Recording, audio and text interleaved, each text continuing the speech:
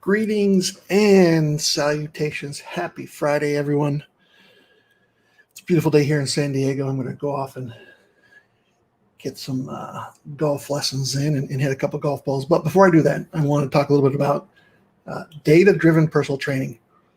I really wish that I was just starting out in the fitness industry now, because I'd be a much better fitness professional, being able to use all of the data that's out there that's being collected by my clients. I think back to my old White House days, and one of the members would come in the morning and say, I really don't feel like working out today. I would try to figure out why and would, make something up. But now, if my member came to me and said that today, I pull up my phone and say, okay, Mr. or Miss Vice President, last night you had a Starbucks at 7:30. We know that because it's here on your MyFitnessPal app. And because of the DNA test that you took, we know that you don't process caffeine very well. So that would suggest that you probably didn't get a good night's sleep. And if we look at your sleep score, we can see that because you tossed and turned all night. You didn't fall asleep until 1:30 in the morning, and you got up at 5:30 to be here on time for your 6:30 workout. And your heart rate variability is suggesting that today isn't a good day for you to lift weights. So instead of doing that, let's do some cardio and do some flexibility. Now, to me, that is a much more effective way to be a personal trainer, because I'm using the data that my client is collecting for me. I'm analyzing the data, and then I'm prescribing exercise, a more personal exercise based on what my client's body is telling me they are able to do. So data-driven personal training in this respect is one that can be more personalized, can be more motivational, and it can help keep my client more accountable, right? Because they are, we all know those days where you don't want to exercise, you get in there, you do it. You push through it, but perhaps if we had modified that exercise, you would have been able to be more productive. And the other thing that I think about when it comes to data-driven personal training, and I think back to my old days, is, if I'm lucky, I saw my clients once a week. Let's say once, just to make the math simple, because, I'm not a big math guy. But as a personal trainer, I see my clients once a week for an hour, okay? And in an hour, we do the workout, and then, at the end of the workout, I say, okay, I want you to exercise 2, 3, 4 times more during the week. I don't see you. Well, how do I know if the person did it? I don't know if they did it.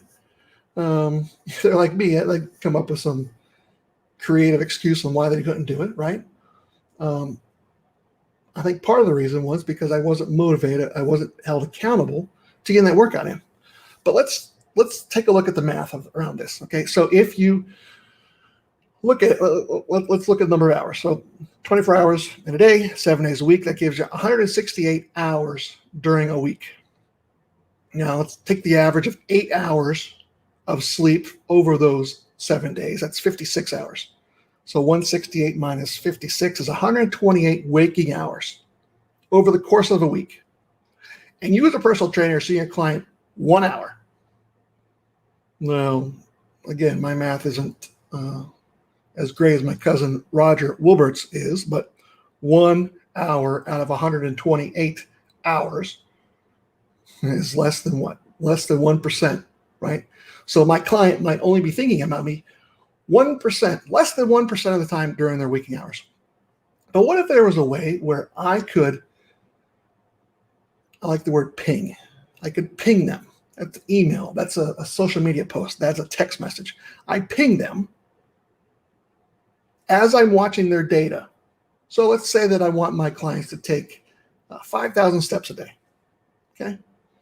Well, the old way, I wouldn't know what they did until the end of the week, until they came back and saw me the next week. Well, that doesn't really help me motivate or keep them accountable, right? Because a week, I've lost a whole 7 days.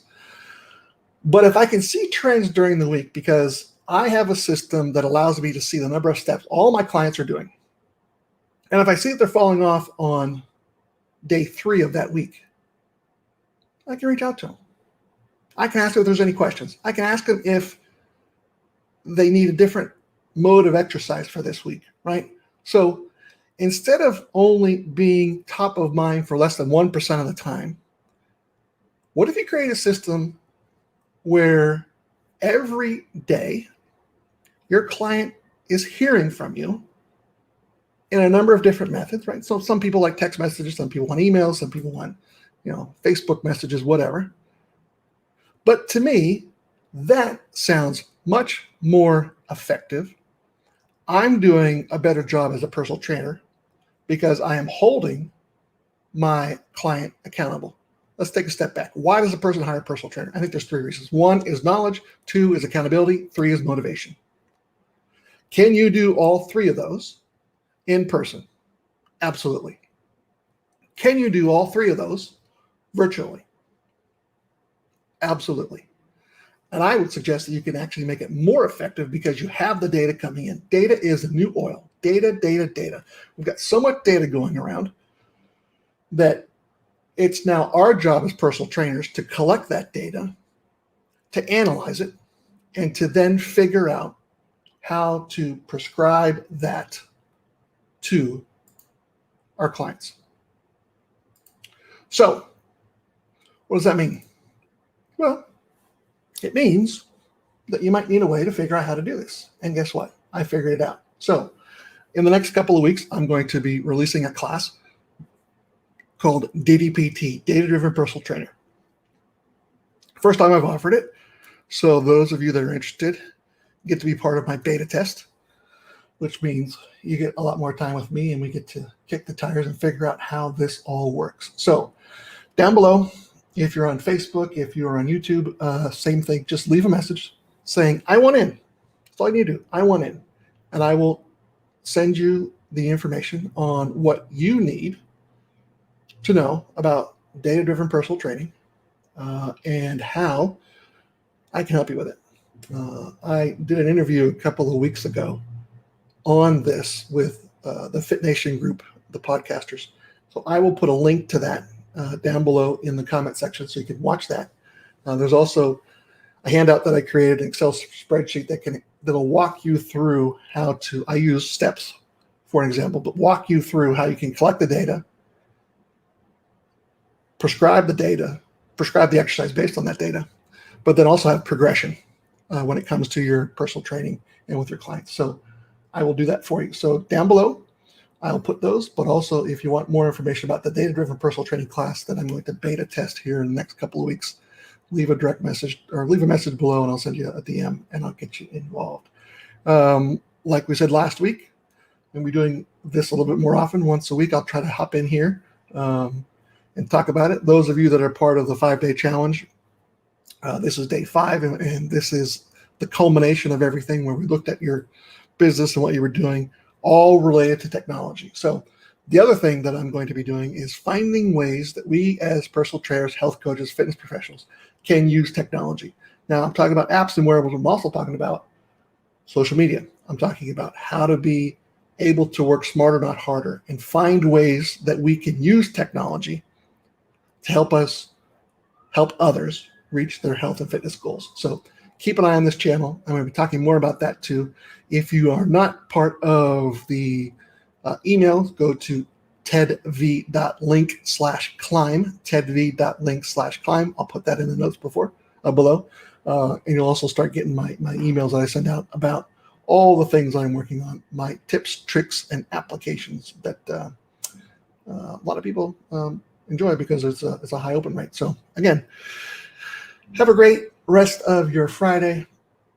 If you're watching this on the replay, have a great rest of your day, your weekend, and I will ping you next week. Bye for now.